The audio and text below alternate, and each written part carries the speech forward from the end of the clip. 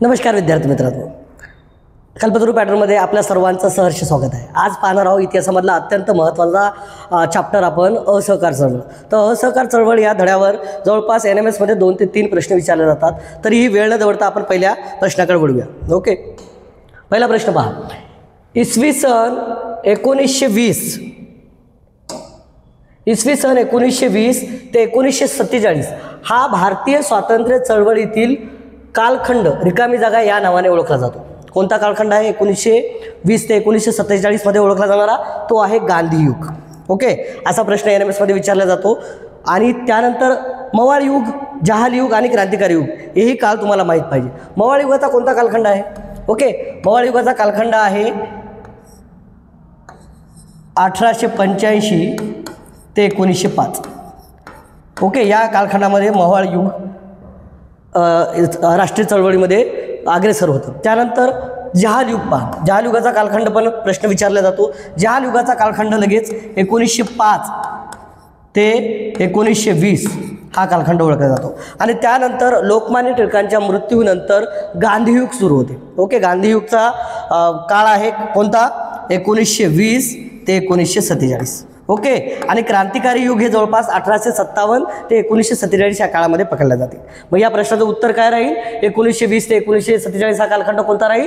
हा गांधीयुग कालखंड म्हणून ओळखला जातो स्वातंत्र्य चळवळीमध्ये। ओके, चला तर नेक्स्ट क्वेश्चन पाहू आपण। नेक्स्ट क्वेश्चन पहा, गांधीजींनी आपल्या कार्याची सुरुवात या देशातून केली। ओके, गांधीजींनी आपल्या कार्याची सुरुवात ही भारतातून केली नाही। ओके, तर कुठून केलेली आहे? याचं उत्तर आहे दक्षिण आफ्रिका।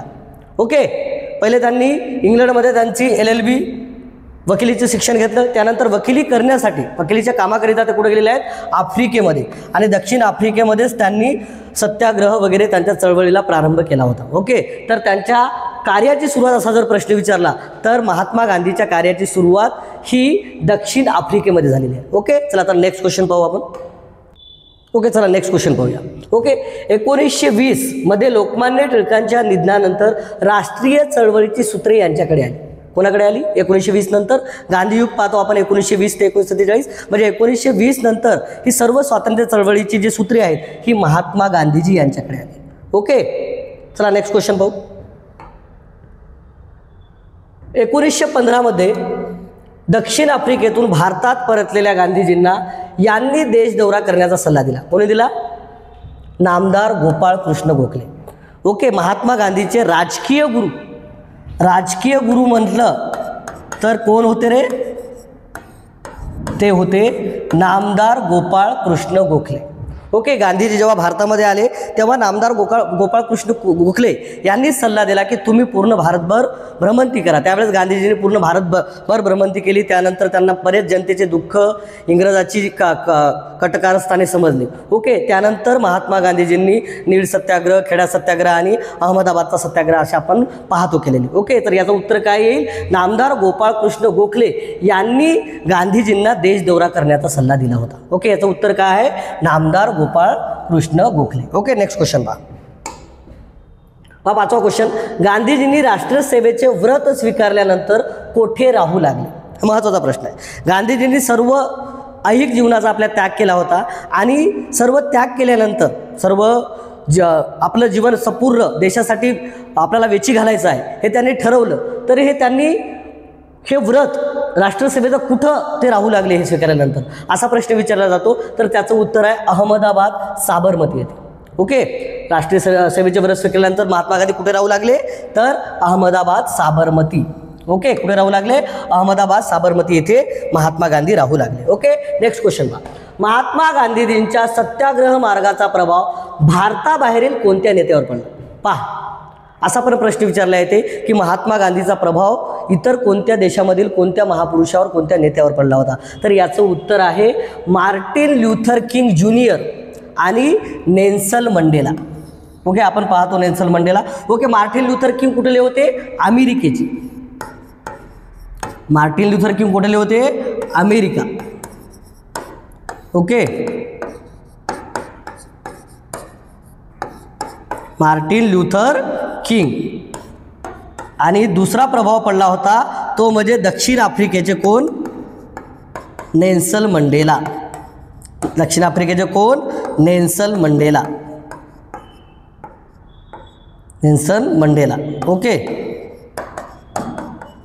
तर यांनी आपल्या देशामध्ये काय केलं, अमेरिकेमध्ये निग्रो, ओके, कृष्णवर्णीय आणि गोऱ्यामध्ये मतभेद होता, हा मतभेद दूर करण्यासाठी मार्टिन लुथर किंग यांनी अमेरिकेमध्ये प्रयत्न केले आणि त्यांनी जे सत्याग्रह मार्ग आहे, जे अहिंसेचा मार्ग आहे, हे कोणाकडून घेतला होता, महात्मा गांधीजी यांच्याकडून. आणि नेल्सन मंडेला आपण पाहतो 28 वर्ष ज्यांनी दक्षिण आफ्रिकेच्या जेलामध्ये भोगलेले आहे जेल, त्यांनी जेलामध्ये राहून निवडणूक लढली आणि राजकीय क्षेत्रामध्ये पहिले राष्ट्राध्यक्ष होण्याचा मान हा दक्षिण आफ्रिकेमध्ये कोणाला जातो, जे की निग्रो वंशीय होते, कृष्णवर्णीय होते, त्या नेल्सन मंडेला जातो. आणि हे दोन्हीही आपण जे नेते पाहिलो दुसऱ्या देशातले, यांनी जे राष्ट्रीय चळवळीची सुरुवात केली किंवा राष्ट्रीय चळवळीचा आधारस्तंभ जे ज्यांना मानलं ते म्हणजे महात्मा गांधी होते. ओके, तर याचं उत्तर काय, मार्टिन ल्युथर किंग आणि नेल्सन मंडेला या दोन्ही नेत्यांनी आपापल्या देशामधला कृष्णवर्णीय आणि गोरा मतभेद हा दूर केला. ओके, तर याचं उत्तर काय येईल, मार्टिन ल्युथर किंग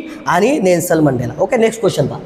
चंपारण्य जिल्ह्यातील सत्याग्रह करून गांधीजींनी कोणाला न्याय मिळवून दिला. आपण पाहतो महात्मा गांधीजी 9 जानेवारी 1915ला भारतामध्ये आले, त्यानंतर त्यांनी भ्रमंती केली, परंतु त्याला पहिला सत्याग्रह कुठं केला, तर महात्मा गांधीजीचा कार्यातील पहिला सत्याग्रह आहे नीळ पिकवणाऱ्या शेतकऱ्यांसाठी. ओके, जे काही ब्रिटिश मळेवाले होते ते भारतातील शेतकऱ्यांना नीळ पिकवण्याची सक्ती करत आणि त्यांना हवा तसा भाव देत नसेल नीळ उत्पादनाला, त्यामुळे शेतकऱ्यावर कर्जाचा बोजा आला होता आणि शेतकऱ्यांना इच्छा नसताना नीळ हे पीक ब्रिटिश मळेवाले हे जबरदस्ती घ्यायला लावत होते. त्यामुळे गांधीजींना ही गोष्ट कळाली आणि गांधीजींनी तेथील शेतकऱ्यांना संघटित केले आणि तेथील शेतकरी वर्ग हा संघटित झाला आणि ब्रिटिश जे मळेवाले होते त्यांच्या विरोधात उभा राहिला. आणि त्यानंतर ब्रिटिश मळेवाल्यांना भारतीयांचे ज्या शेतकऱ्यांचे प्रश्न होते ते ऐकून घ्यावं लागले आणि त्यावरचा कर किंवा जो नीळ पिकवण्यासाठी सक्ती होती ती सक्ती कमी करावं लागली. ओके, म्हणून आपण महात्मा गांधीचा पहिला सत्याग्रह म्हणतो नीळ पिकवणाऱ्या शेतकऱ्यांसाठी केला होता, जो कधी केला होता 1917मध्ये. महात्मा गांधीजीचा पहिला सत्याग्रह भारतामधली पहिली राष्ट्रीय चळवळ. Okay, next question. शेतकऱ्यांनी 1918मध्ये कोणत्या जिल्ह्यात साराबंदीची चळवळ सुरू केली. साराबंदी. ओके, तिन्ही सत्याग्रह पहिले विचारतात. पहिले 1917चा नीळ आणि त्यानंतर आहे खेडा सत्याग्रह. साराबंदी जर विचारलं खेडा सत्याग्रहामध्ये, खेडामध्ये जे शेतकरी होते त्याचे खेड्यामध्ये 1917 ते 1918मध्ये या काळामध्ये दुष्काळ पडला होता आणि तेथील शेतकऱ्यांना जे ब्रिटिश अधिकारी आहे ते साराबंदी, ओके, सारा हा जास्त वसूल करत होते. त्यामुळे दुष्काळ परिस्थितीमुळे तेथील पिकाचं नुकसान झालं होतं, पीक आले नव्हते आणि तेथील शेतकरी हवालदिल होते. शेतकरी हा सारा देत नव्हते आणि त्यामुळे ब्रिटिश अधिकारी तेथे जुलूम जबरदस्ती करत होते आणि ही गोष्ट गांधीजीला कळाली. गांधीजी खेडामध्ये गेले. खेडा म्हणजे गुजरातमध्ये येते. ओके, असा पण प्रश्न येते खेडा हे कुठे आहे म्हणून, तर खेडा हे जे आहे तर हे खेडा जिल्हा कुठे आहे, गुजरातमध्ये आहे. तिथे गांधीजी गेले आणि तेथील शेतकऱ्याला संघटित केलं आणि तेथील शेतकरी संघटित होऊन साराबंदी ही चळवळ त्यांनी उभारली आणि ब्रिटिशांना सरळ खडेबोट सुनावली की आम्ही सारा देणार नाही. त्यानंतर ब्रिटिशांना संघटित शेतकऱ्यांचं ऐकावं लागलं आणि हे पण एक गांधीजीचं फलित आहे. दुसरा सत्याग्रह म्हणून आपण 1918मध्ये झाला होता. ओके, खेडा जिल्ह्यामध्ये. ओके, जे की गुजरातमध्ये आहे. नेक्स्ट क्वेश्चन पहा. गांधीजींच्या नेतृत्वाखाली अहमदाबाद येथील कामगारांनी केव्हा लढा दिला. ओके, असा पण प्रश्न इथं कामगारांनी लढा दिला तर याचं वर्ष आहे 1918. ओके, तुम्हाला पाहिलं मी 1917 म्हटलं तर लक्षात ठेवायचं साल चंपारण्य म्हणून. चंपारण्यमध्ये काय झालं होतं, नीळ सत्याग्रह, नीळ शेतकऱ्यांसाठी सत्याग्रह केला होता महात्मा गांधींनी. त्यानंतर पहा 1918मध्ये आपण पाहिलं खेडा सत्याग्रह, हा कशासाठी होता, साराबंदी. ओके, आणि त्याच्यानंतर आपण पाहतो 1918मध्ये अहमदाबाद येथील कामगारांनी लढा दिला होता. अहमदाबाद येथील कामगारांनी लढा का दिला होता, कारण तेथील जे कंपनीचे मालक होते हे त्या कामगारांना हवा तितका पगार देत नव्हते. कारण पहिल्या महायुद्धानंतर महागाई खूप वाढली होती आणि कामगारांना त्यावेळेस हवा तेवढा पगार मिळत नव्हते, म्हणून तेथील कामगार हवालदिल होते. आणि ही गोष्ट ज्यावेळेस गांधीजीला कळाली तेव्हा गांधीजींनी तेथील सर्व कंपनीच्या कामगारांना संघटित केले, कंपनीच्या मालकाविरोधात उभं केलं आणि शांततेनं आंदोलन केलं आणि तेथील मालकांना ओके जे काही पगार होता हे पगार वाढवायची गरज पडली. ओके, हे पण गांधीजीचं एक फलित आहे, यशस्वी सत्याग्रह म्हणून आपण त्याला गांधीजींचा. ओके, नेक्स्ट क्वेश्चन पहा. त्यानंतर पहा राष्ट्रीय आंदोलन दडपण्यासाठी ब्रिटिश सरकारने हा कायदा संमत केला. राष्ट्रीय आंदोलन ओके दडपण्यासाठी रौलेट कायदा. रौलेट कायदा काय होता? या रौलेट कायद्याला काळा कायदा असं म्हटलं जाते. प्रश्न येऊ शकते. ओके, रौलेट कायद्याला कोणता कायदा म्हटल्या जाते? तर काळा कायदा म्हटल्या जाते. काळा कायदा का म्हटल्या जाते? कारण हा कायदा एक अत्यंत भारतीयाच्या स्वातंत्र्यावर, भारतीयाच्या मूलभूत हक्कावर एक आघात होता. म्हणजे कोणताही जर स्वातंत्र्य सेनानी असो, कोणता नेता असो, कोणता माणूस असो भारतातला, त्यांना विना चौकशी अटक करण्याचा आदेश या रौलेट कायद्यामध्ये होता. त्यांना न्यायालयामध्ये न जाता त्यांना तुरुंगामध्ये पाठवल्या जात होतं. असा एक जुलमी कायदा होता जो मूलभूत अधिकारावर डायरेक्ट आपल्या आघात करू लागला. आणि अशा कायद्याच्या विरोधात आपण बऱ्याच महात्मा गांधीजींनी म्हणा किंवा पंजाबमध्ये असे लढे उभे राहिले होते. ओके, तर याचा याचं उत्तर काय? राष्ट्रीय आंदोलन दडपण्यासाठी ब्रिटिश सरकारने एक कायदा केला. तो कायदा रौलेट कायदा होता आणि काळा कायदा होता, जो की कायदा एक भारतीयांच्या मूलभूत हक्कावर एक आघात होता. ओके, नेक्स्ट क्वेश्चन पहा. 11वा क्वेश्चन आपला काय आहे? रौलेट कायदा हा काळा कायदा म्हणून ओळखला गेला. कारण ओके, कारण विचारता त्या कायद्याला काळा कायदा का म्हटल्या जायचं? ओके, तर या कायद्यान्वये संशयित व्यक्तीला विना वॉरंट व विना चौकशी तुरुंगात टाकण्याचा अधिकार ब्रिटिश सरकारला प्राप्त झाला होता. ओके, मी पाहिलेला काळा कायदा का म्हणतात? कारण कोणताही भारतीय नागरिक असो त्याला विना वॉरंट हे विना चौकशी यांना अटक केली जाते आणि डायरेक्ट जेलामध्ये टाकलं जायचं. म्हणून या कायद्याला काळा कायदा असा म्हटला जातो. काय होतं या कायद्यान्वये? संशयित व्यक्तीला, जेही ब्रिटिश सरकार विरोधात जे आंदोलन करत आहे असा एखादा संशयित व्यक्ती जर भेटला तर त्यांना विना वॉरंट व विना चौकशी तुरुंगात टाकण्याचा अधिकार ब्रिटिश सरकारला प्राप्त झाला होता. आणि हे भारताच्या मूलभूत हक्कावर एक आघात होता. म्हणून याला काय म्हटलं जातं? या कायद्याला, रौलेट कायद्याला काळा कायदा असं म्हटलं जाते. ओके, लक्षात ठेवा. त्यानंतर नेक्स्ट क्वेश्चन पहा. अमृतसरमधील जालियनवाला बाग सभेतील निशस्त्र लोकांवर रिकामी जागा याने गोळीबार करण्याचा आदेश दिला. तर कोणी दिला आदेश? जनरल डायर. ओके, 13 एप्रिल 1919 हा भारतीय इतिहासातील एक काळा दिवस होता. या दिवशी जनरल डायर या नामक व्यक्तीने जे जालियनवाला बागमध्ये जे आपल्या नेत्याची सुटका करण्यासाठी लोक जमले होते, जे निष्पाप नागरिक, स्त्रिया, मुलं जमले होते, त्यांच्यावर विना कारण जनरल डायर यांनी 1600 फैरी झाल्या. ओके, 1600 वार असे केले. आणि याच्यामध्ये जवळपास 379 हा सरकारी आकडा आहे, परंतु जास्तच लोक मृत्युमुखी पावले होते. आणि हजार इतके लोक हे काय झाले होते? जखमी झाले होते. लक्षात ठेवा. ओके, सरकारी आकडा आहे, याच्यापेक्षा जास्त झाले होते. आणि 379 लोक या जनरल डायरने केलेल्या हल्ल्यामध्ये, ओके, जे काही फैरी झाल्या होत्या त्याच्यामध्ये 379 लोक मृत्यू पावले होते. तर हा हल्ला कोणी केला? ओके, निशस्त्र लोक जे जमले होते यावर गोळीबार कोणी केला असा प्रश्न विचारला तर हे जनरल डायर या व्यक्तीने केला. ओके, लॉर्ड जनरल डायर या व्यक्तीने जे आपल्या नेत्यासाठी सैफुद्दीन किचलू आणि जे काही डॉक्टर सत्यपाल होते, जे काही पंजाबमधील एक स्वातंत्र्य सेनानी होते, यांना अटक केली म्हणून बैसाखी सणानिमित्त हे जमले होते. ओके, पंजाबमध्ये एक सण होते, त्या सणाचं नाव पण विचारतात. कोणता सण? बैसाखी सण. ओके, हा 13 एप्रिल किंवा 14 एप्रिल या काळामध्ये पंजाबमध्ये या दिवशी साजरा केला जातो. या एका सणाचा औचित्य साधून या आमच्या नेत्याला तुम्ही अटक का केली यासाठी हे निष्पाप लोक ज्यावेळेस जमले होते तेव्हा जनरल डायर या व्यक्तीने यांच्यावर हल्ला केला आणि त्या हल्ल्यामध्ये जवळपास 379 लोक मृत्युमुखी पडले आणि 1000 लोक जखमी झाले. तर या प्रश्नाचं उत्तर काय? जनरल डायर या लोकांनी, या इंग्रज अधिकाऱ्यांनी ओके निशस्त्र लोकांवर गोळीबार केला होता. त्यामध्ये मुलं आणि निष्पाप स्त्रिया होत्या. ओके, नेक्स्ट क्वेश्चन पहा. अमृतसर येथील हरताळ प्रकरणी कोणाला अटक करण्यात आली होती? आता सांगितलं मी. ओके, याच्यामध्ये आहे डॉक्टर सत्यपाल आणि सैफुद्दीन किचलू. ओके, जे पेशाने डॉक्टर होते सत्यपाल आणि सैफुद्दीन किचली हा जवान एक तरुण व्यक्ती जो स्वातंत्र्य सेनानी होता, हे जे ब्रिटिशांच्या विरोधात जे काही हालचाली करत होते त्यामुळे ब्रिटिशांनी यांना अटक केली होती. तर ते कोण होते? डॉक्टर सत्यपाल आणि सैफुद्दीन किचलू. हे दोन्ही नाव लक्षात ठेवा, यावर प्रश्न विचारला जातो. ओके, नेक्स्ट क्वेश्चन पहा. जालियनवाला बाग हत्याकांडाचा निषेध म्हणून रवींद्रनाथ टागोरांनी सरकारने दिलेल्या रिकामी जागा या किताबाचा त्याग केला. कोणत्या किताबाचा त्याग केला?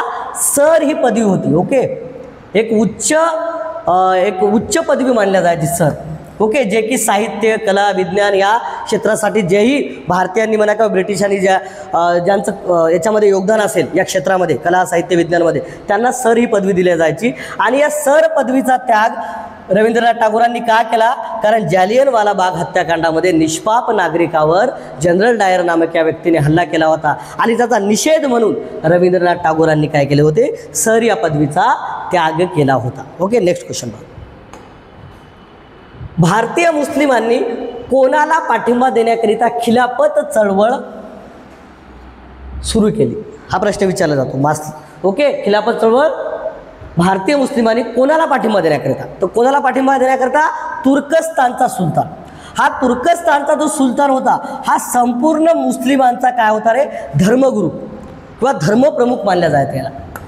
ओके, तुर्कस्तानचा जो सुलतान होता यांना मुस्लिमांचा धर्मगुरू मानला जायचा. ओके, मुस्लिम समाजाचा धर्मगुरू किंवा धर्मप्रमुख मानला जायचा. आणि ज्यावेळेस पहिलं महायुद्ध झालं त्या पहिल्या महायुद्धामध्ये भारतातील मुस्लिमांचं सहकार्य मिळावं यासाठी इंग्रजांनी भारतातील मुस्लिमांना असं सांगितलं की आम्ही तुर्कस्तानच्या सुलतानला कोणत्याही प्रकारचं त्रास किंवा धक्का त्याच्या गादीला देणार नाही. परंतु प्रत्यक्षात युद्ध झाल्यानंतर तसं राहिलं नाही. त्यामुळे भारतातील मुस्लिम हे इंग्रजावर नाराज झाले आणि त्यांनी एक चळवळ उभी केली. त्या चळवळीला खिलाफत चळवळ म्हणतात. ओके, आणि या चळवळीला नंतर महात्मा गांधीजीनेही काय केलं? सपोर्ट केला. कारण हिंदू आणि मुस्लिम जर ऐक्य राहिलं तर असहकार चळवळीमध्ये त्याचा फायदा होईल. तर याचं उत्तर काय आहे? तुर्कस्तानच्या सुलतानला. ओके, कोणी पाठिंबा दिला? भारतीय मुस्लिमांनी तुर्कस्तानच्या सुलतानला, जो की तुर्कस्तानचा सुलतान पूर्ण जगातील मुस्लिमांचा काय होता? धर्मगुरू होता. ओके, नेक्स्ट क्वेश्चन पहा. जालियनवाला बाग हत्याकांडाची चौकशी करण्यासाठी सरकारने कोणत्या कमिशनची नियुक्ती केली? असा प्रश्न विचारला जातो. तर कोणत्या कमिशनची नियुक्ती केली? Hunter commission. Sir John Hunter जे कमिशन होतं, या हंटर नावाच्या एका अधिकाऱ्याच्या नावावर एक कमिशन नेमलं होतं, जे की कशासाठी? कारण त्यावेळेस निष्पाप 379 लोक मृत्युमुखी पावले होते आणि भारतातील नागरिक त्यावेळेस असंतोषाने पेटले होते. आणि या भारतातील असंतोष जो नागरिकाचा होता तो खूप फोफावला होता. आणि या असंतोष कमी करण्यासाठी ब्रिटिशांनी एक कमिशन नेमलं. कशासाठी? की हे जालियनवाला बाग हत्याकांड जे घडलं याची पूर्ण पार्श्वभूमी अभ्यासासाठी. त्याच्यामध्ये खरंच जनरल डायर किंवा पंजाबचा जो काही गव्हर्नर होता ओडावायर हे खरंच दोषी आहेत का याच्यासाठी एक कमिशन नेमलं होतं. ते म्हणजे हंटर कमिशन होतं. एक सायमन कमिशन होतं जे 1927ला होतं, ते आपण नंतर अभ्यासणार आहोत. ओके, रवलेट कायदा आपण पाहिलेला 1919चा, जे की काळा कायदा म्हणू आपण. आणि ओडावायर जे आहे हे पंजाबचा जो आहे तो गव्हर्नर होता. ज्या वेळेस जालियनवाला बाग हत्याकांड घडलं तेव्हा ओडावायर हा पंजाबचा गव्हर्नर होता. ओके, तर हे पण लक्षात असू द्या. ओके, तर याचं उत्तर काय आहे? जालियनवाला बाग हत्याकांड चौकशी करण्यासाठी सरकारने कोणत्या कमिशनची नियुक्ती केली होती? तर हंटर या अधिकाऱ्याच्या नावावर एक कमिशन नेमलं होतं. ओके, चला नेक्स्ट क्वेश्चन पहा. रिकामी जागा चळवळीमध्ये हिंदू मुस्लिम ऐक्य विशेषवाने दिसून आले. कोणत्या याच्यामध्ये?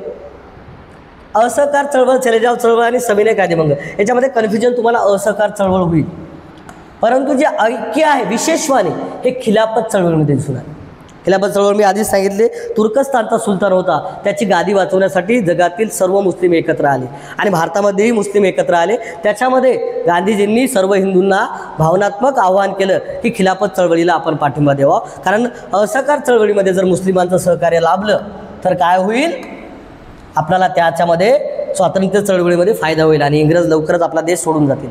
त्यामुळे जे मुस्लिम ऐक्य आहे, हिंदू मुस्लिम ऐक्य आहे, विशेषवाने जर कुठं दिसून आले तर याचं उत्तर येईल खिलाफत चळवळ. असहकार चळवळ येणार नाही, इथं कन्फ्युजन होऊ नका. याचं उत्तर काय येईल? खिलाफत चळवळ. ओके, नेक्स्ट पहा. बाकी चले जाओ, सविनय कायदेभंग आपण नेक्स्ट पाहणार आहोत. पहा 18वा क्वेश्चन. 1920 मधील राष्ट्रीय सभेच्या अधिवेशनातील ठरावानुसार 1920 जे अधिवेशन झालं होतं त्या अधिवेशनातील ठरावानुसार खालील बाबीवर बहिष्कार घालण्याचा कार्यक्रम निश्चित करण्यात आला. त्यातील चुकीचा पर्याय कोणता? पहा, 1920 मधलं जे अधिवेशन आहे ते कुठं झालं होतं? नागपूरमध्ये. यावर्षी 2 अधिवेशन झाले होते. एक झालं होतं ते कोलकात्यामध्ये आणि एक झालं होतं नागपूरमध्ये. ओके, सी राजगोपालचारी याचे काय होते? अध्यक्ष. महत्त्वाचं आहे, त्यामुळे याचा तुम्हाला काय विचारतात? अधिवेशनाचा अध्यक्ष विचारतात. सी राजगोपालचारी याचे काय होते रे? अधिवेशनाचे अध्यक्ष होते. आणि या अधिवेशनामध्ये जे काही अधिवेशनातील ठराव होते ओके ते याच्यामध्ये स्वीकार करण्यात आले होते. पण याच्यामधला कोणता ठराव होता की जो याच्यामध्ये नव्हता असा आपल्याला प्रश्न विचारला आहे. चुकीचा पर्याय सांगा म्हणले होते. याच्यामध्ये या ठरावामध्ये शासकीय कार्यालयावर आपल्याला बंदी द्यायची होती. असहकार चळवळीमध्ये काय होतं, शासकीय ब्रिटिशांचं कोणतंही शासकीय कार्यालय असो तेथे आपण बहिष्कार करायचा. ओके हे होतं असहकार चळवळीमध्ये ठरावामध्ये हे होतं. त्यांचे न्यायालय त्यांच्या न्यायालयावर बहिष्कार टाकायचा. त्यांच्या न्यायावर काय टाकायचा, बहिष्कार टाकायचा. हे पण असहकार चळवळीमध्ये महत्त्वाचा एक मुद्दा होता. ओके त्यानंतर पहा स्वदेशी वस्तू. ओके स्वदेशी वस्तूचा बहिष्कार होता याच्यात. ओके तर स्वदेशी वस्तूचा बहिष्कार नव्हता तर स्वदेशी वस्तूचा स्वीकार करणे होतं. ओके याचं उत्तर काय, स्वदेशी वस्तूचा बहिष्कार नव्हता तर स्वदेशी वस्तूचा स्वीकार करायचा होता. आणि परदेशी वस्तूची काय बहिष्कार करायचा होता. त्यांचे होळेही केल्या होत्या. त्यांच्या दुकानावर जेही परदेशी वस्तू जे दुकानदार विकत होते त्यांच्या दुकानासमोर आपल्या भारतीयांनी निदर्शनं केली होती. ओके म्हणून स्वदेशी वस्तूवर बहिष्कार हे या ठरावामध्ये नव्हतं. ओके कारण स्वदेशी वस्तूचा स्वीकार करायचा होता. या ठरावामध्ये काय होतं, शासकीय कार्यालयावर बंदी घालायची त्यांच्या, त्यानंतर त्यांच्या न्यायालयावर बंदी घालायची ब्रिटिशांच्या, त्यानंतर त्यांची सरकारी शाळा व महाविद्यालय यांच्यावर काय करायची आपण बंदी घालायची, त्याच्यामध्ये जायचं. ओके आणि स्वदेशीचा स्वीकार करायचा. हे काय होतं या ठरावामध्ये होतं. ओके तर 1920 जे राष्ट्रीय सभेच्या अधिवेशनामध्ये ठराव झाला तर त्या ठरावामध्ये या गोष्टी नमूद होत्या. त्यामध्ये कोणती गोष्ट नमूद नव्हती, स्वदेशी वस्तूवर बहिष्कार नव्हता तर स्वदेशी वस्तूचा स्वीकार होता. ओके नेक्स्ट क्वेश्चन पहा. 1900 क्वेश्चन पहा. 1920च्या रिकामी जागा अधिवेशनात राष्ट्रीय सभेने असहकार चळवळीच्या ठरावाला मंजुरी दिली. ओके 1920चं जे अधिवेशन झालं, 1920ला 2 अधिवेशन झाले. याचं कन्फ्युजन होईल तुम्हाला. एक विशेष अधिवेशन झालं 1920ला एक विशेष अधिवेशन घ्यायचं. त्यावेळेस राष्ट्रीय सभा विशेष अधिवेशन घेत होती. एक विशेष अधिवेशन होतं. जे विशेष अधिवेशन कुठं झालं होतं, कलकत्तामध्ये झालं होतं. ओके या कलकत्त्याच्या अधिवेशनामध्ये जे असहकाराचा जो ठराव होता हा ठरावाचा प्रस्ताव मांडला होता पण स्वीकृत कुठं झाला होता, तर नागपूरच्या अधिवेशनामध्ये झाला होता. याचं उत्तर काय राहील. ओके असहकार ठरावाला मंजुरी कोणत्या अधिवेशनामध्ये मिळाली, तर नागपूरच्या अधिवेशनामध्ये मिळाली. सी राजगोपालचारी या अधिवेशनाचे अध्यक्ष होते. आणि जे कलकत्त्याला अधिवेशन झालं या अधिवेशनाचे अध्यक्ष विचारतात तर याचे होते लाला लजपत राय. ओके दोन्ही प्रश्न लक्षात ठेवा, कन्फ्युजन होईल. लाला लजपत राय. ओके 1920चं जे विशेष अधिवेशन होतं या विशेष अधिवेशनाचे अध्यक्ष होते लाला लजपत राय. आणि जो असहकाराचा ठराव मंजूर झाला हे अधिवेशन कुठं होतं, तर नागपूरमध्ये होतं. सी राजगोपालचारी याचे काय होते, अध्यक्ष होते. ओके कोण होते, सी राजगोपालचारी. मी आधीच तुम्हाला सांगितलं सी राजगोपालचारी. ओके जे की या अधिवेशनामध्ये काय केलं होतं रे, असहकाराचा ठराव जो आहे तो मंजूर केला होता. काय केला होता, असहकार ठराव मंजूर केला होता. असहकार ठराव काय केला होता रे, मंजूर केला होता. आणि प्रस्ताव कुठं मांडला होता, इथे. असहकाराचा प्रस्ताव कुठे मांडला होता, असहकार प्रस्ताव कुठे मांडला होता, इथे कलकत्ता अधिवेशनात. जे विशेष अधिवेशन होतं जे सप्टेंबर महिन्यामध्ये भरलं होतं. आणि नागपूरचं अधिवेशन हे डिसेंबर महिन्यामध्ये होतं. ते दरवर्षी राष्ट्रीय सभेचं अधिवेशन डिसेंबर महिन्यामध्ये होत असते ते. ओके पहा नेक्स्ट क्वेश्चन. नागपूरच्या अधिवेशनात रिकामी जागा यांनी असहकाराचा ठराव मांडला. ओके तर चित्तरंजन दास. कोणी मांडला होता, चित्तरंजन दास या व्यक्तीने काय केला होता, असहकाराचा ठराव मांडला होता. कोणत्या, नागपूरच्या अधिवेशनामध्ये. जे सी राजगोपालचारी याचे अध्यक्ष होते. नेक्स्ट क्वेश्चन पहा. कोणत्या घटनेमुळे गांधीजींनी असहकार चळवळ स्थगित केली. पहा पुढील पर्याय काय आहेत पहा. जे की गांधीजींना असहकार चळवळ का स्थगित करावं लागली. ओके कारण चौरी चौरा येथील पोलीस चौकीला जमावाने आग लावली होती. काय केलं होतं, चौरी चौरा येथील जी घटना घडली, ज्या घटनेमध्ये पोलीस चौकीला आपल्या भारतीय स्वातंत्र्य सेनानींनी आग लावली होती. आणि आग का लावली होती? कारण तर शांततेनं तिथं काही लोक निदर्शनं करत होती ब्रिटिश सरकारविरोधात, परंतु तेथील ब्रिटिश पोलिसांनी या जमावावर गोळीबार केला आणि ते जमाव त्यावेळेस असंतोष झाला त्यांच्यामध्ये निर्माण, आणि त्यांनी काय केलं? पोलीस चौकीला जाळलं, अख्खी आग लावली. आणि त्याच्यामध्ये जवळपास एक पोलीस अधिकारी आणि 22 पोलीस असे ठार झाले.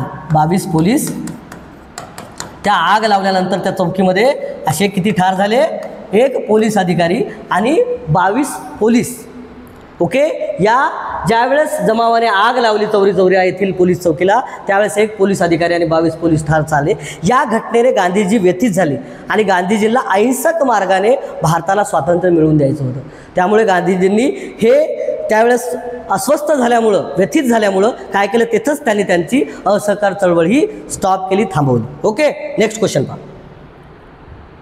यंग इंडिया विचारतात, यंग इंडिया वृत्तपत्र कोणाचं होतं म्हणून. यंग इंडिया वृत्तपत्रातील लेख राष्ट्रद्रोही आहेत असा कोणावर आरोप ठेवण्यात आला? राष्ट्रद्रोही आहेत, ओके, असा महात्मा गांधीजीवर आरोप ठेवण्यात आला होता. 1922 मध्ये त्यांनी असे 3 लेख लिहिले होते की ज्या 3 लेखामुळे 1922 मध्ये त्यांनी असे 3 लेख लिहिले होते जे की जहाल असे लेख त्यांना वाटले. कोणाला? ब्रिटिश अधिकाऱ्यांना. ओके, स्वातंत्र्य चळवळीसाठी त्यांनी 3 लेख लिहिले. या 3 लेखावर ब्रिटिश अधिकाऱ्यांनी त्यांना अटक केली आणि त्यांना जवळपास 6 वर्षाची शिक्षा सुनावली. 6 वर्षाची शिक्षा कोणाला? गांधीजींना. ओके, ही शिक्षा खूप जास्त होती, परंतु गांधीजीची तब्येत खालावली होती म्हणून ही शिक्षा ब्रिटिशांनी कमी केली. तर असा एक प्रश्न येतो की यंग इंडिया हे वृत्तपत्र किंवा हे मासिक कोणाचं होतं? तर हे मासिक कोणाचं होतं? महात्मा गांधीजींचं. इंग्रजी मासिक होतं हे, कोणाचं? महात्मा गांधीजींचं. महात्मा गांधी याचे संपादक होते, हे पण प्रश्न लक्षात ठेवा. आणि याचमुळे ब्रिटिशांनी राष्ट्रद्रोहाचा आरोप केला आणि त्यांना अटक केली महात्मा गांधींना. ओके, त्यांनी जे 3 लेख लिहिले होते ते लिखा कारणासाठी महात्मा गांधीजींना ब्रिटिशांनी अटक केली. Okay, next question. असहकार कार्यक्रमाबरोबरच गांधीजींनी विधायक कार्यक्रमही दिला. असहकार चळवळीमध्ये आपण पाहिलं की न्यायालयावर बहिष्कार घालणे, त्यांच्या शाळा, महाविद्यालय, कॉलेज, ओके, विद्यापीठ यावर बहिष्कार घालणे, त्यांच्या वस्तूवर बहिष्कार घालणे, मग ते कापड असो किंवा त्यांच्या ब्रिटिशांच्या वस्तू असते यावर बहिष्कार घालणे. परंतु अजून एक विधायक कार्यक्रम होता असहकार चळवळीबरोबर. विधायक कार्यक्रम म्हणजे येथील जी जनता आहे ही जनता, ओके, या जनतेमध्ये जागरूकता आली पाहिजे, खेड्यातील जनतामध्ये. या जागरूकतेसाठी त्यांनी एक विधायक कार्यक्रम ठेवला आणि या विधायक कार्यक्रमामध्ये कोणकोणत्या समाविष्ट बाबी होत्या आणि याच्यामध्ये समाविष्ट नसलेली बाब विचारला. पहिले आपण समाविष्ट असलेल्या बाबी पहा. याच्यामध्ये मद्यपान बंदी होती. ओके, पूर्ण भारतभर दारूबंदी झाली पाहिजे यासाठी त्यांनी चळवळ राबवली होती. त्यानंतर खादीचा प्रचार. ओके, आपल्या भारतातील कापड जे आहे स्वदेशीचा प्रचार म्हणा किंवा त्या खादीचा प्रसार हे गांधीजीने केला होता. ओके, विधायक कार्यक्रमामध्ये एक महत्त्वाचा खादीचा प्रसार आणि मद्यपान बंदी येते. त्यानंतर अस्पृश्यता निवारण, जात, धर्म, पंथ या गोष्टी बाजूला सारून सर्वांनी राष्ट्रीय चळवळीमध्ये एकत्र आलं पाहिजे, हा एक त्यांच्या विधायक कार्यक्रमामधला महत्त्वाची बाब होती. परंतु परदेशी वस्तूंचा वापर हे होतं का? परदेशी वस्तूचा वापर नाही तर स्वदेशी वस्तूचा वापर. उलट परदेशी वस्तूच्या आपण काय केलं होतं? स्वातंत्र्य सेनानींनी होळी केली होती, त्यांच्या दुकानावर निदर्शने केली होती की परदेशी वस्तू आमच्या इथे विकायच्या नाही. ओके, तर याचं काय आहे? जी बाब नव्हती विधायक कार्यक्रमामध्ये गांधीजीच्या, तर ती कोणती बाब होती? परदेशी वस्तूंचा वापर करायचा नाही, तर परदेशी वस्तूचा काय करायचा? त्याग करायचा. ओके, आणि स्वदेशी वस्तूचा वापर करायचा, असे याच्यामध्ये विधायक कार्यक्रमामध्ये समाविष्ट होतं. ओके, पहा नेक्स्ट क्वेश्चन. महात्मा गांधीजींनी असहकार चळवळ केव्हा स्थगित केली? ओके, तारीख विचारतात. बऱ्याच वेळा काय काय महत्त्वाच्या तारीख असतात ते तारीख पाठ करावं लागतात, लक्षात ठेवावं लागतात. तर याची तारीख आहे 12 फेब्रुवारी 1922. कारण चौरी चौरा हत्याकांड झालं होतं, त्याच्यामध्ये एक पोलीस अधिकारी 22 पोलीस ठार झाले होते. यामुळे गांधीजी व्यथित झाले आणि या व्यथितून त्यांनी सरळ सांगितलं की असहकार चळवळ पुढे चालणार नाही. त्यांनी तिथंच ती असहकार चळवळ बंद केली. ती तारीख होती 12 फेब्रुवारी 1922. लक्षात ठेवा, डोक्यात फिट करून घ्या. ही तारीख कोणती होती असहकार चळवळ बंद करण्याची? 12 फेब्रुवारी 1922. Next question. रिकामी जागामध्ये पंडित मोतीलाल नेहरू व चित्तरंजन दास यांनी स्वराज्य पक्षाची स्थापना केली. पहा, महत्त्वाचा प्रश्न आहे स्वराज्य पक्ष. कारण असहकार चळवळ बऱ्याच स्वातंत्र्य सैनिकाला वाटू लागलं की गांधीजींना बंद करायला नाही पाहिजे, कारण या असहकार चळवळीचा बराच फायदा होऊ लागला. इंग्रज अधिकारी हतबल होते, भारताला वाटू लागलं की आपल्याला लवकर स्वातंत्र्य मिळेल. परंतु यावर जे काही तरुण जे स्वातंत्र्य सेनानी होते त्यांनी गांधीजींना सल्ला दिला की तुम्ही असहकार चळवळ मागे घेऊ नका. परंतु त्यानंतर गांधीजींनी ऐकले नाही आणि त्यानंतर मोतीलाल नेहरू, चित्तरंजन दास, केळकर यांनी काय केलं, नवीन पक्षाची स्थापना केली आणि तो पक्ष होता स्वराज्य पक्ष. आणि या स्वराज्य पक्षाची स्थापना झाली 1922ला. कारण असहकार चळवळ तेव्हा स्थगित झाली आणि जे नाराज नेते होते त्यांनी एक नवीन पक्ष स्थापन केला. त्या पक्षाचं नाव आहे स्वराज्य पक्ष. या स्वराज्य पक्षामध्ये प्रमुख नेत्याची नावं विचारतात. तर प्रमुख नेते होते पंडित मोतीलाल नेहरू, ओके, पंडित जवाहरलाल नेहरूचे वडील चित्तरंजन दास आणि एक केळकर होते, त्र्यंबकेश्वर केळकर म्हणून होते. तर हे तिघजण होते, त्यांनी याच्यामध्ये म्हणजे हे पक्षाची स्थापना करण्यामध्ये महत्त्वाची भूमिका निभावली होती. तो पक्ष कधी स्थापन झाला, 1922, ज्यावेळेस असहकार चळवळ स्थगित झाली त्याच वर्षी स्वराज्य पक्षाची स्थापना झाली. ओके, नेक्स्ट क्वेश्चन पहा. 1923च्या केंद्रीय प्रांतिक कायदेमंडळात नसलेला नेता, ओके, केंद्रीय प्रांतिक कायदेमंडळात नसलेला नेता कोण होता, तर ते होते महात्मा गांधी. लक्षात ठेवा, कारण केंद्रीय प्रांतिक कायदेमंडळाच्या त्यावेळेस निवडणुका झाल्या, त्याच्यामध्ये नची केळकर, लाला लजपतराय, मदन मोहन मालवीय यांनी हे निवडणुका लढले आणि जिंकले आहे. म्हणजे ते केंद्रीय प्रांतिक कायदेमंडळात होते. परंतु महात्मा गांधीजींनी असहकार चळवळीनंतर इंग्रजाच्या कोणत्याही कायद्यावर ओके भरोसा नाही दाखवला आणि त्यामध्ये ते समाविष्ट झाले नाही. परंतु याच्यामध्ये नची केळकर, लाला लजपतराय आणि मदन मोहन मालवीय हे केंद्रीय प्रांतिक कायदेमंडळाच्या निवडणुका लढले होते, ओके, आणि जिंकलेही होते. 27वा क्वेश्चन पहा. जनतेतील असंतोष दूर करण्यासाठी सरकारने सर सायमन यांच्या अध्यक्षतेखाली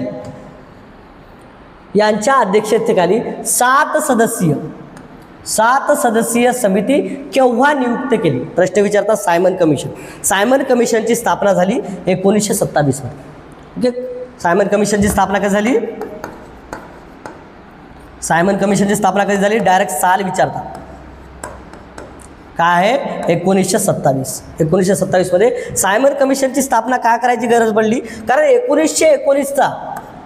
1919चा जो कायदा होता मॉन्टेग्यू चेम्सफोर्ड यामध्ये काही अंशतः भारतीयांना स्वराज्य द्यायचं असं ठरवलं होतं. परंतु भारतीयांना पूर्ण स्वराज्य पाहिजे होतं, कारण ब्रिटिशांच्या अधीन राहून भारताचा कारभार करायचा नव्हता. ओके, त्यांना पूर्ण स्वराज्य पाहिजे होतं, इंग्रजांकडून पूर्णतः भारत देश स्वतंत्र पाहिजे होता. म्हणून भारतातील लोक नाराज होते, त्यांच्यामध्ये असंतोष होता, ते वारंवार ब्रिटिशाविरुद्ध निदर्शनं करू लागले. त्यामुळे ब्रिटिश सरकारने एक कमिशन नेमलं. त्या कमिशनचं नाव होतं सायमन कमिशन. ओके, आणि सायमन कमिशन कोणत्या वर्षी नेमलं असा प्रश्न येते. सायमन कमिशनवर अजून एक पुढे प्रश्न आपण पाहूया. तर सायमन कमिशन हे 1927 साली, ओके, याचा साल विचारतात, 1927 साली सायमन कमिशनची स्थापना झाली होती. ते ब्रिटिशांनी भारतामध्ये पाठवलं होतं. ओके, सायमन कमिशनवर राष्ट्रीय सभेने बहिष्कार का घातला आणि का ठरवलं बहिष्कार घालण्याचं. ओके, सायमन कमिशनवर राष्ट्रीय सभेने बहिष्कार घालण्याचे का ठरवले, कशावर, सायमन कमिशनवर. तर या कमिशनमध्ये 7 सदस्य होते, होते. या कमिशनमध्ये एकही भारतीय सदस्य नसल्याने मॉन्टेग्यू चेम्सफोर्ड सुधारणा कायदा केल्यामुळे हे पण याचं उत्तर नाही. सर सायमन हे या समितीचे अध्यक्ष होते, हे पण याचं उत्तर नाही. याचं उत्तर काय येईल, याचं उत्तर येईल या कमिशनमध्ये एकही भारतीय सदस्य नसल्याने. ओके, जे सायमन कमिशन नेमलं होतं, ओके, याच्यामध्ये एकही भारतीय सदस्य नव्हता. याच्यामध्ये 7 सदस्य जे होते ते ब्रिटिश होते. आणि कमिशन नेमण्यामागचं कारण काय होतं की भारतीयांना वसाहतीचं स्वराज्य आपण बहुतांश देऊ. परंतु जर भारतासाठी जर कोणता कायदा करत असेल तर भारताचा एखादा नेता याच्यामध्ये असला पाहिजे असं भारतीयांना वाटू लागलं. परंतु ब्रिटिशांनी जे कमिशन नेमलं त्या कमिशनमध्ये एकही भारतीय सदस्य नव्हता. यामधून भारतीय नेते खूप नाराज होते. त्यामुळे राष्ट्रीय सभेनं असं ठरवलं की आपण या कमिशनवर बहिष्कार घालायचा. का, कारण याच्यामध्ये एकही भारतीय नागरिक किंवा एकही भारतीय नेता नव्हता या कारणाने. Okay, next question. सायमन कमिशनच्या विरोधात येथील निदर्शनाचे नेतृत्व लाला लजपतराय यांनी केले. सायमन कमिशन विरोधात पूर्ण भारतभर काय होऊ लागलं, निदर्शन. परंतु लाला लजपतराय यांनी नेतृत्व कोणत्या शहरामध्ये केलं, तर लाहोर. ओके, या शहरामध्ये जेव्हा त्यांनी निदर्शनं केलं कोणत्या सायमन कमिशन विरोधात, तेव्हा सॉन्डर्स नावाच्या एका व्यक्तीने, इंग्रज अधिकाऱ्याने त्यांच्यावर, त्यांच्या छातीवर काय केले, वार केले आणि याच्यातच लाला लजपत राय यांचा मृत्यू झाला. ओके, सायमन कमिशनच्या विरोधात येथील निदर्शनाचे नेतृत्व कोणी केली, लाला लजपत राय. हा पण प्रश्न विचारतात, लक्षात ठेवा. कोणी केले तर लाला लजपत राय केली. आणि कुठं केलं तर लाहोर येथे केलं. ओके, आणि त्यांच्यावर हल्ला करण्याचा अधिकारी विचारतात, तर त्या हल्ला करणाऱ्या अधिकाऱ्याचं नाव काय, ज्यांनी त्यांच्या छातीवर वार केले होते, तो व्यक्ती होता सॉन्डर्स नावाचा. ओके, याच्यावर असे काही 2-3 महत्त्वाचे क्वेश्चन आहेत, ते लक्षात ठेवा. नेक्स्ट क्वेश्चन पहा. सायमन कमिशन विरोधात निदर्शनाचे नेतृत्व करणाऱ्या लाला लजपत राय यांच्यावर रिकामी जागा या उद्दाम पोलीस अधिकाऱ्याने केलेल्या लाठी हल्ल्यात घायाळ होऊन त्यातच त्यांचे निधन झाले. तर आत्ताच मी सांगितलं, सॉन्डर्स या इंग्रज पोलिसाने, या ब्रिटिश पोलिसांनी त्यांच्या छातीवर वार केले आणि त्यातच त्यांचा काही दिवसात लाला लजपत राय यांचा मृत्यू झाला. ओके, तर त्या व्यक्तीचं नाव काय, त्या पोलीस अधिकाऱ्याचं नाव काय, सॉन्डर्स. ओके, लक्षात ठेवा. Next question. लाठीच्या प्रत्येक आघाताबरोबर ब्रिटिश साम्राज्याच्या शेवपेटीवर एक एक खिळा ठोकला जात आहे, हे विधान कोणाचे आहे. ओके, असा प्रश्न विचारतात. कारण ज्या वेळेस लाहोरमध्ये लाला लजपत राय हे निदर्शनं करत होते, त्यावेळेस त्यांनी त्यांच्यावर पडणाऱ्या प्रत्येक लाठी हल्ल्यावर असं विधान केलं होतं. तर ते विधान कोणं केलं होतं, लाला लजपत राय, की माझ्यावर तुम्ही आता हल्ला करत आहे, परंतु हे जे हल्ला होत आहे माझ्यावर, हा त्यांच्या शेवपेटीवर एक एक खिळा ठोकला जात आहे, हे त्यांचं विधान करा. कुणावर, ब्रिटिश अधिकाऱ्यावर, ब्रिटिश साम्राज्यावर. ओके, असं वक्तव्य कोणं केलं होतं, लाला लजपत राय यांनी केलं होतं. Okay, next question. भारतीय नेते एकमताने राज्यघटना तयार करू शकत नाहीत, अशी टीका कोणी केली. ओके, भारतातील जे नेते आहेत ते एकमताने राज्यघटना तयार करू शकणारच नाहीत, असं एक वक्तव्य केलं होतं. तो व्यक्ती आहे भारत मंत्री बर्कनहेड. या व्यक्तीच्या म्हणणं असं होतं, या इंग्रज अधिकाऱ्याचं, की भारतामध्ये इतक्या जाती, धर्म, पंथ, भाषा आहेत की येथील जे नेते आहेत किंवा येथील नागरिक हे तयारच होणार नाहीत आपली राज्यघटना तयार करण्यासाठी. परंतु त्यांच्या या आव्हानाला मोतीलाल नेहरू यांनी सामोरे गेले, चित्तरंजन दासांनी, आणि वेगळी राज्यघटना तयार करण्यासाठी यांनी काय घेतला होता, पुढाकार. त्याच्यामध्ये काय आपण पाहू, मोतीलाल नेहरू आणि चित्तरंजन दास असे काही व्यक्ती पाहू. ओके, पंडित जवाहरलाल नेहरूसाठी. नेक्स्ट क्वेश्चन पहा. तर याचं उत्तर काय, भारत मंत्री बर्कनहेड असा म्हणला होता की भारतातील जे नेते आहेत हे आपल्या भारतासाठी राज्यघटना तयार करू शकणार नाहीत. ओके, नेक्स्ट क्वेश्चन पहा. 1929च्या महत्त्वाचा आहे, 1929च्या लाहोर येथील राष्ट्रीय सभेचे अध्यक्ष कोण होते. कारण हे 1929चं जे अधिवेशन आहे, हे अधिवेशन खूप महत्त्वाचं आहे. ओके, म्हणून याच्यावरचा अध्यक्ष तुम्हाला विचारतात. ओके, तर ते लाहोर येथे झालं होतं. या अधिवेशनाचे अध्यक्ष आहेत पंडित जवाहरलाल नेहरू. आणि याच अधिवेशनामध्ये 31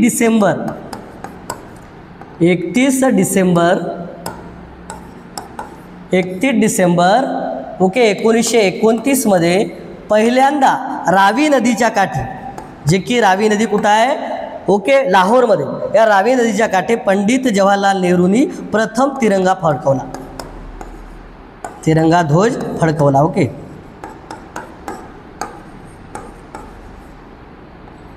आणि पूर्ण स्वराज्य आम्ही मिळवणार हा ब्रिटिशांना खणकावून सांगणं, संदेश दिला. आणि त्याच दिवशी 26 जानेवारी 1930 हा संपूर्ण भारतीयांनी स्वातंत्र्य दिन साजरा करायचा असं ठरवलं. या अधिवेशनामध्ये महत्त्वाच्या गोष्टी पहा. या अधिवेशनाचे अध्यक्ष 1929च्या जे महत्त्वाचं होतं त्याचे अध्यक्ष होते पंडित जवाहरलाल नेहरू. हे झालं कुठं, लाहोरमध्ये. ओके, महत्त्वाचं अधिवेशन कुठं झालं, हे लाहोरमध्ये झालं. आणि या अधिवेशनामध्ये काय केलं, प्रथमतः तिरंगा ध्वज फडकवला रावी नदीच्या काठी.